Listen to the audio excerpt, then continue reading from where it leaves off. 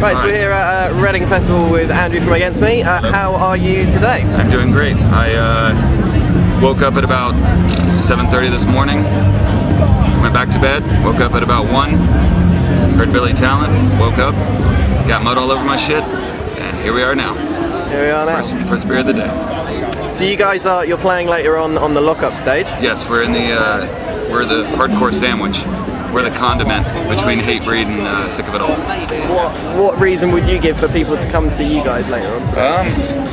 Hell, I don't know. I don't want to force people to do anything they don't want to do, but I mean, I guarantee a good time and 100%. You know, it's all I can ever do. So I don't have any other I don't have money to throw at them or anything. Or who are we playing against? Playing against Mumford and Sons. Mumford and Sons, I think you're up against. Which I really like. That's Queens of the Stone Age as well. Yeah. Maybe. Okay, well, I like both those bands, so hell, tough call. We're more handsome. Queens of the Stone Age are probably way louder than us, though. I think they probably will be on that. I saw them the other day at Pukkelpop in Belgium, and they were fucking killer. Loud. So loud. That's good. I back it. Did you enjoy last night's show? Oh yeah, I really wanted to go to that and I couldn't make it. Yeah, it was great. Everybody there was super nice. Yeah, it was fun. Everyone at Banquet Records too was great. And sometimes it just feels so good just to sweat your ass off that much. I mean, we're from Florida. We're used to the humidity. You know, your guitars stop working because it's so wet and all the electronics get kind of fried. But no, it was a fucking blast.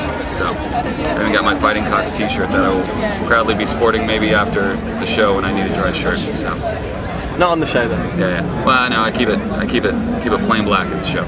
Cool. It's been the rule for 8 years or so. 10 years. How many do you reckon you get through on a tour then, Jeff? Shirts? Plain black. It's like, how many do I go through or how many do I lose? That's the... Well, maybe a combination, cumulative.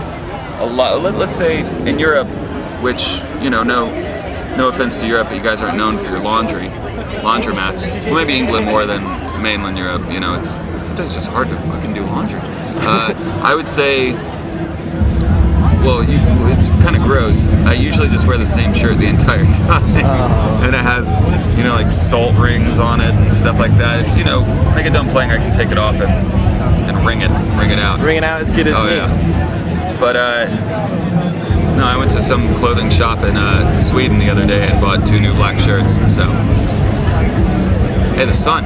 It's set and ready. Wow. It's been sun all weekend, I think. Yeah. We'll be here for 30 seconds. Yeah, definitely.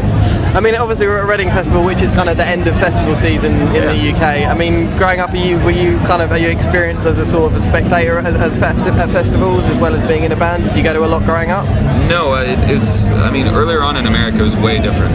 You know, you guys have had the festival scene on lockdown for a while. America's kind of creeping in there now with like Lollapalooza and Coachella and you know, Bumbershoot and things like that.